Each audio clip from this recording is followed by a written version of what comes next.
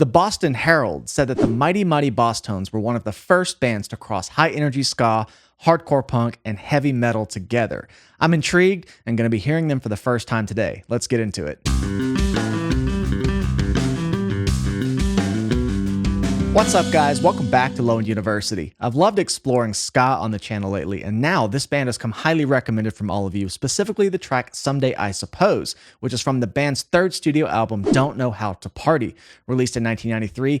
I've loved getting into ska because all of the bass performances are just chef's kiss, and I'm looking forward to checking out the work of bassist Joe Gittleman, who apparently was nicknamed the Bass Fiddleman based on his bass proficiency. So let's get right into it without further ado. Someday I Suppose by the Mighty Mighty Bosstones. Ooh, that's tight.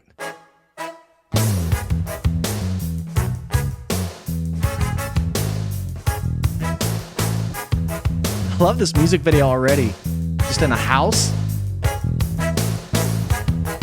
Practice room.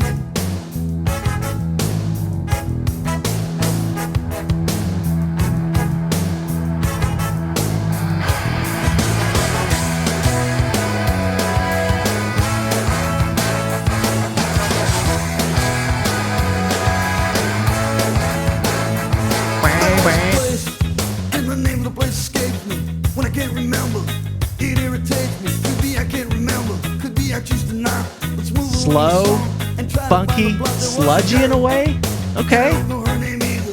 She gave me love and I said I'd never leave her. If I did, I'd come back someday and find. You know, I haven't listened to a ton of Sublime. I did do a reaction to Santeria here on the channel a couple months ago. This kind of reminds me at first glance is like Sublime with horns. I don't know if they've had horns in their music, but it's got that kind of just warm, kind of groovy ad-lib type of bass line. Sounds like we're here in E major.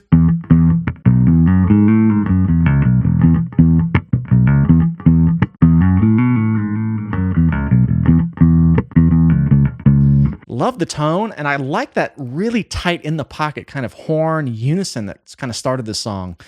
Yeah, a little slower than I was expecting just based on the other recommendations this came with, but it's fun. I like Sublime for that reason. You can just really kind of sit back and fall into the groove and let it carry you away.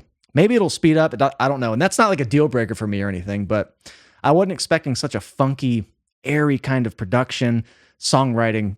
Cool. Maybe I will. I should write down a reminder one day. One day, who knows? Someday. Someday, I suppose.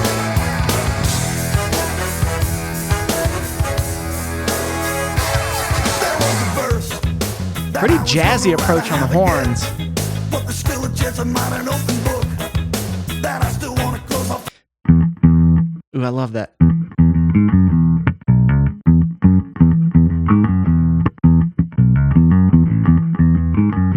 That's kind of a really lyrical groove.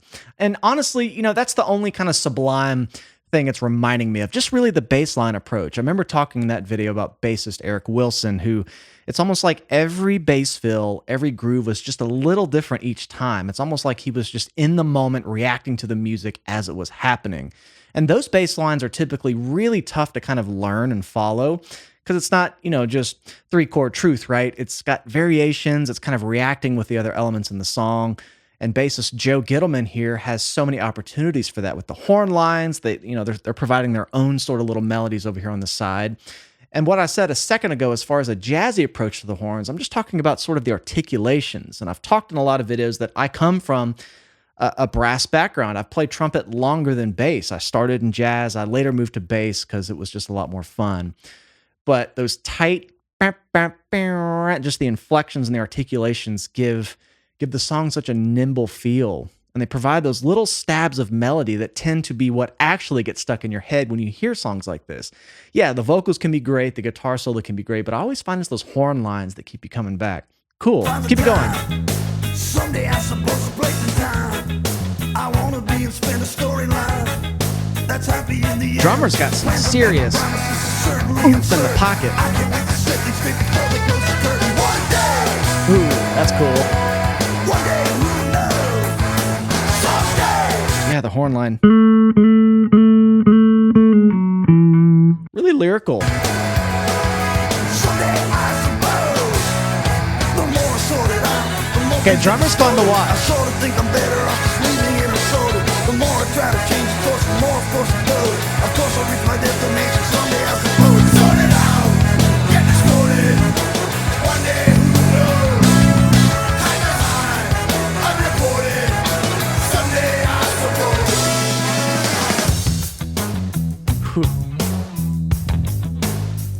Oh, that's so sexy and just dynamic.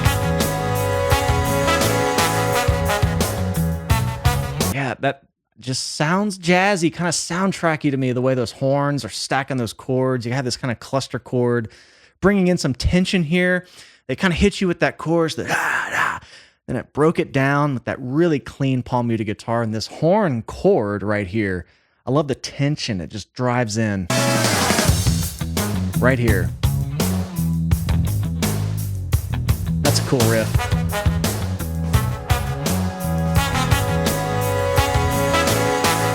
Got some dissonance in there. That's really cool because everything else is pretty happy, pretty open, pretty safe in the note choices between the guitar and the bass. So they lean into the horns to kind of provide those little bits of tension. They give the song a ton of depth. This is fun.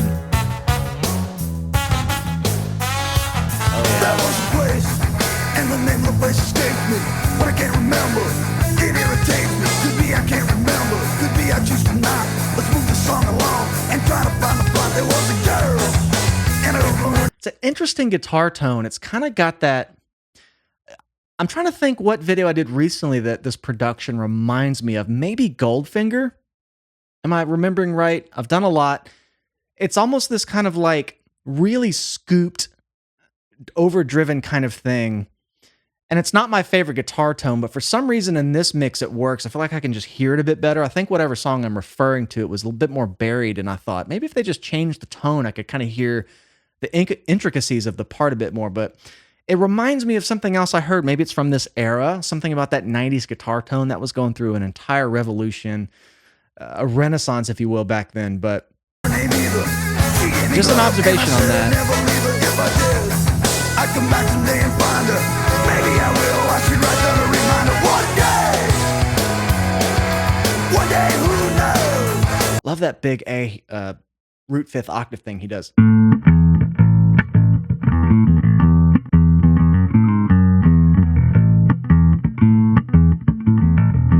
The bass line is just gluing all those gaps together, especially this part here. Let's move the song along and try to find the plot. There was a girl, and I don't know her name either. She gave me love, and I said I'd never. Also, I'm kind of noticing those little guitar leads. It's not really a guitar solo. These little stabs. It's almost like they're kind of playing a call and response game with the horns. And the lines he's playing on lead guitar are very reminiscent of what the horns were doing. It's almost like they're just, throwing these little stabs of melody. And you get kind of the horn texture over there, which is a bit softer, a bit more dense. Then the guitar does it over here, and you just get a different shade of the same approach melodically. It's pretty interesting. It's very simplistic in a cool way. It lets everything really breathe. One day, who knows? Someday I suppose. Yeah, that bass line.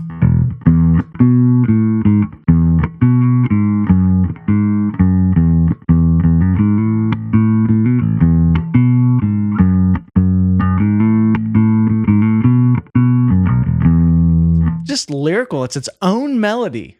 And if you almost miss it if you're listening to the other things I was talking about, the horns and the guitar, but I like it's got this own, it's like a vocal melody. I think that's a staple in what I talk about in a lot of videos. When I think back to all the song analysis videos I've done, the bass lines that you can sing like a vocal melody tend to be the coolest ones. And I love when bass players kind of lean into that. They're not afraid to get away from the root note for a long time. They can really go up here and ride on the fifth and the third.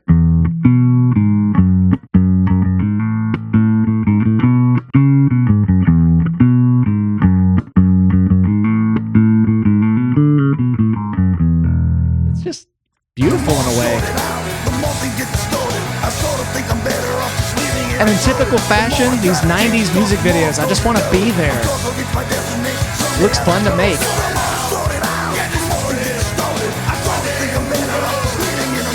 The vocals are interesting, I have to say.